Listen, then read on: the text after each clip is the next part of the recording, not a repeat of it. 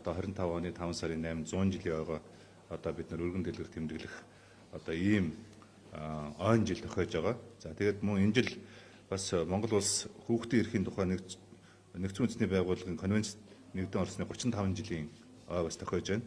За Монгол улсад бас энэ хүүхдийн төлөө үндэсний зөвлөл байгуулад ерөнхий сайдаар ахлуулж байсан энэ шийдвэр гарсны бас 30 жилийн ой тохиож байгаа. За тэгээд энэ 100 жилийн хугацаанд энэ Монголын хүүхдийн байгууллагуудын хийж гүйцэтгэсэн үүрэг орол. За мөн одоо бид нар нүүбийн одоо конвенцэд хүүхдийн эрхийн конвенцэд хэлсэн 35 жилийн хугацаанд энэ олон улсын байгууллага тэрсмэ нүүбийн байгууллагын өмнө хүлээсэн хүүхдийн эрхийг хангуулах чиглэлээр нь Монгол улсын засгийн газар яг юу хийсэн бэ гэдэг тайлангаа бид нар гаргаж хүргүүлэх ёстой. За ер нь ерөнхий сайдын үеийн ерөнхий сайдны ахлсан одоо энэ хүүхдийн төлөө үндэсний зөвлөл ер нь яг энэ хүүхд хамгаалах, хүүхд хөгжүүлэх, хүүхдийн оролцооны асуудлуудаар ер нь ямар бодлогын шийдлүүд гаргаж ирсэн, яг аль нь өнөөдөр амьдралд хэрэгжсэн, аль нь амьдралд хэрэгжээгүй юм бэ гэдэг бас ингэж нэг юм сууж одоо ярилцаж дүгнэлт гаргаж тэгээд тодорхой маргаашийн одоо их хурал дээр энэ асуудлуудаа ярилцах одоо ийм одоо түүхэн түүхэн цаг хугацаа бас тохиож байгаа учиртай. За ингээд шинэ засгийн газар байгуулагдаад гэр бүл хөдөлмөр нийгмийн хамгааллын яам гэж шинжилэн зохион байгуулагдсан тийм ээ. Гэр бүлийн бодлого бол одоо хөдөлмөр нийгмийн хамгааллын бодлогын өмнө байна гэдэг тийм ээ. Тийм учраас нийгмийн Монгол улсад байгаа нийгмийн хамгааллын тогтолцоо бол гэр бүллүү чиглэсэн ийм тогтолцоо байх ёстой. Хүний хөгжлийн бодлого бол бас гэр бүллүү чиглэсэн ийм бодлого байх ёстой гэж үүднээс өнөөдөр бид нэр гэр бүлийн яамыг анх удаа шинжилэн зохион байгуулсан байгаа. За гэр бүл гэдэг бол мэдээж хүүхдийн асуудал. Тийм учраас бол хамгийн сайн боловсрол бол гэр бүлийн боловсрол байдаг.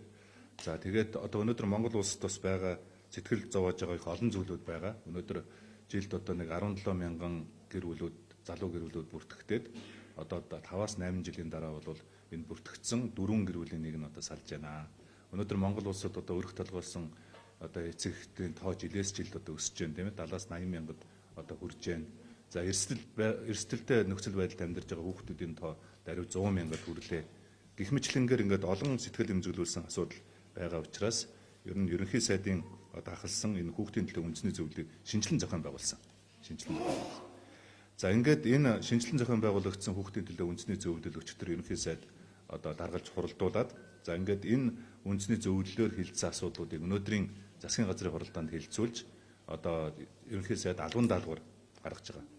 10 сарын 1 хүртэл одоо хэрэгжүүлэх албан даалгавар гаргаж байгаа. За энэ хүрээндээ бол одоо хүүхдийн хамгааллын асуудал, хүүхдийн хөгжлийн асуудал, хүүхдийн оролцооны асуудал бол салбар дундын асуудал байгаа. Нэгдүгээр салбар дундын асуудал. За хоёрдугаар тал хүүхдийн асуудал бол бүх нийтийн үйлсийн асуудал. Бүх нийтийн үйлсийн асуудал.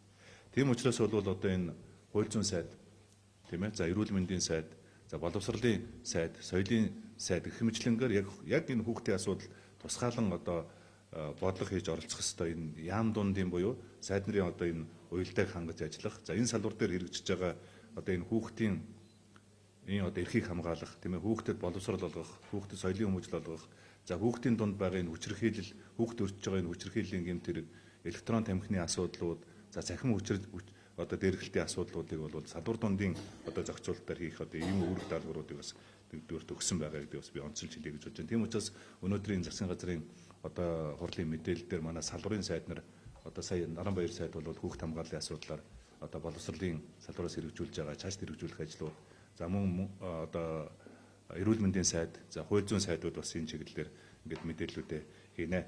За мөн ерөнхий сайдаас өгсөн гол чиглэл бол мэдээж хүүхд хамгааллын тухай хуулийг одоо хэрэгжүүлэх ёстой, амьдралд хэрэгжүүлэх ёстой.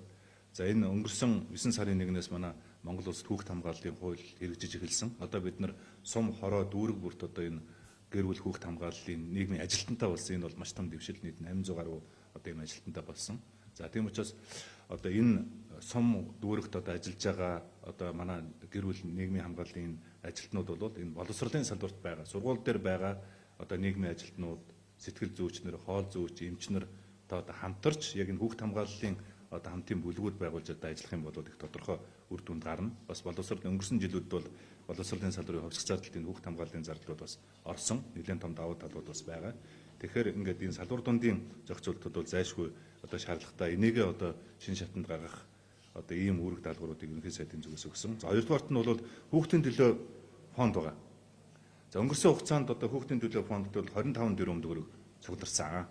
Энэ ард иргэдийн хандив, За ингээд нөгөө машины азийн дугаарын дуудлага болтнаас орж ирсэн бүх одоо орлогууд энэ хүүхдийн төлөө фонд дээр төвлөрч байгаа. За харамсалтай нь хүүхдийн төлөө фонд дээр төвлөрсөн 25 тэрбум төгрөгийг захиран зарцуулах одоо журмууд бол нэлээд цаг үеэс хоцрогдсон ийм журам байсан учраас энэ журмыг бид нар шинжилж одоо баталж засгийн газараар баталсан. За тийм учраас энэ журмын дагуу бол цаашдаа энэ хүүхдийн төлөө фондын сангийн хөрөнгийг яаж арвижуулах вэ? Яаж одоо менежмент хийх вэ? Яаж одоо олон нийтэд ил тод байх вэ гэдэг асуудлуудаар одоо өчигдөр одоо ерөнхий сайдын хүүхдийн төлөө үндэсний зөвлөлөөс тодорхой чиглэлүүд өгсөн байгаа. За ингээд маргааш бид нар үндсэндээ нөгөө хүүхдийн төлөө байгуулахаа 100 жилийн баярын хурлыг хийн. Монгол орны өнцөг улам бүрээс одоо 800 гаруй хүүхдийн байгууллага үеийн төлөөлөгч нар бас ирж оролцсон. Хүүхдийн төлөөлөлд оролцсон. За энэ дээр одоо энэ жилийн одоо энэ санд хоримтлагдсан байгаа 25 тэрбум төгрөгөөр үндэсний хэмжээнд одоо ямар хөө бүтээн байгуулалтууд хийх вэ гэдэг санал хураалтуудыг хийн. Цаашдаа ч гэсэн бид нар одоо энэ хүүхдийн төлөө сангаар хийх гэж байгаа энэ бүтээн байгуулалтуудыг ийм Монгол одоо платформоор дамжиж иргэдээсээ бас энэ санал авдаг. Тийм ээ энэ санал дээр үндэслэж энэ хөрөнгө оруулалтын шийдвэрүүдийг одоо гаргадаг болох гэж байгаа. За эхний ээлжинд бол одоо бид нар 3 төслийг одоо эренбилж байна. За нэгдүгээрт нь бол хүүхдийн шинжилх ухааны одоо парк зохицолборыг шинжилж барья. Энэ фондын хөрөнгөөр тийм ээ. За хоёрт нь бол одоо энэ фондын хөрөнгөөр бол хүүхдийн одоо спортын зохицолборуудыг бас шинжилье. За гуравт нь бол яг хүүхдийн урлагийн одоо урлан бүтээх төв гэж маш их сайхан төв байсан. Тэрнтэй адилхан хүүхдийн урлагийн театр одоо шинжилэн байгуулах, тийм ээ, дугуулын секцүүд ажиллуулах одоо энэ ажлуудыг улс орон дээр одоо шинжилэн байгуулахад ард иргэдийнхээ буюу маргааш одоо бүх төлөөлөл болж хүүхдийн байгууллагуудын төлөөлөл орж ирж байгаа хүмүүсээс бас анхны санал хураалтуудыг хийж одоо шийдвэрлэе гэсэн ийм бас чиглэлүүдийг өгсөн байгаа.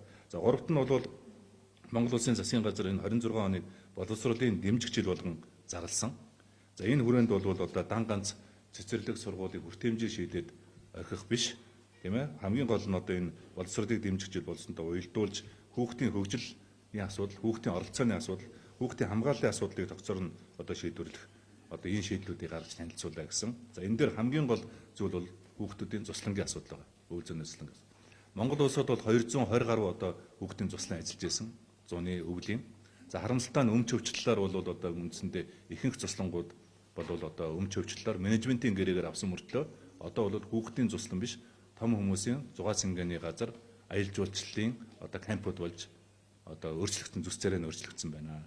Энэ менежментийн өмч өвчлөлөөр авсан менежментийн үүргээ энэ компаниуд биелүүлээгүй байна. За бид нар одоо саяхан цуслангийн тооллого хийсэн. За мөн цуслангийн газрын тооллогуудыг бас манай яам хийсэн. За ингээд маш их олон цуслангууд одоо үйл ажиллагаагаа өөрчилсөн. Маш олон цуслангийн газрууд одоо алдагдсан. Одоо ийм учраас бол энийг одоо бид нар эргэж бас одоо шийдвэрлэх тэр одоо менежментийн гэрээгээр үүргээ хүлээлгээгүй компаниудад одоо хариуцлага тооцох, шинээр цуслангуудыг одоо дөрвөн улирлын цуслан сэргээх одоо ийм ажлуудыг хийнэ гэж бас харж байгаа. За эцэст нь өчтөрийн одоо хурлаар бол одоо удахгүй улсын хурд өргөн баригдах байгаа гэрүүлийг энэ тухай хууль гэрүүлийг дэмжих тухай хуулийг одоо улсын хурлд өргөн мэдүүлэхийг бас одоо ингэж үүрэг болгосон байгаа. Тэгэхээр та бүхэн бүгдээрээ санаж байгаа гэрүүлийн хууль бол олон жил шинжлэхдэггүй. 2000 оноос хойш гэрүүлийн хууль шинжлэхдэггүй. За яагаад шинжлэхдэггүй гэхээр гэрүүлийн хуулиар бол их олон эрх зүйн харилцааг зохицуулах одоо ийм хоёр яамны дунд явж байгаад ингээд цаг хугацаа их алдсан. Тийм учраас одоо хууль зүйн яамны одоо алтан гэрэл сайттай ярилцаж хууль зүйн яам бол гэрүүлийн тухай хууль, гэрүүлийн тухай хуулиар бол нөгөө гэрлэлт, цоцлолт, хүүхд үржлүүлэлт, тийм ээ, өв залгамжлалт, хүүхдийн мөнгө гэх мэтлэнгээр эрх зүйн, иргэний эрх зүйтэй холбоотой харилцаагаа гэрүүлийнхаа хуулиар зохицуултууд хий. За гэрүүлийг дэмжих тухай хуулиар бол одоо яаж энэ Монгол улсад одоо гэрүүлийг дэмжих үү? Гэрүүлд суурилсан хүүхд хамгаалал, хүүхд хөгжлийн бодлогыг одоо яаж хэрэгжүүлэх вэ гэдэг бас энэ эрх зүйн одоо шинжилгээг хийх, ийм ажлуудыг ойрын хугацаанд хийх одоо ажлуудыг бас ерөнхий сайд үүрэг даалгавар болгосон гэдгийг бас та бүхэнд би мэдээлье гэж бодож байна. Маргаашийн одоо хуралдаанд та бүхэн бас бүгдээрээ идэвхтэй оролцоороо хүүхдийн байгууллагын 100 жилийн та бүхэндээ урьж байна. Тэгэл хүүхдийн байгууллагын 100 жилийн ойгоор одоо бид нар бас яг ирээд одоо ойрын үед энэ хүүхдийн хөгжлийн асуудлаар, хүүхд хамгааллын асуудлаар, хүүхдийн оролцооны асуудлуудаар одоо бид нар тодорхой хийгдэх энэ бодлогын шийдлүүдэд бас танилцуулнаа. За та бүхэнд баярлалаа. За бид нар Монгол банкны саналаа хүргэж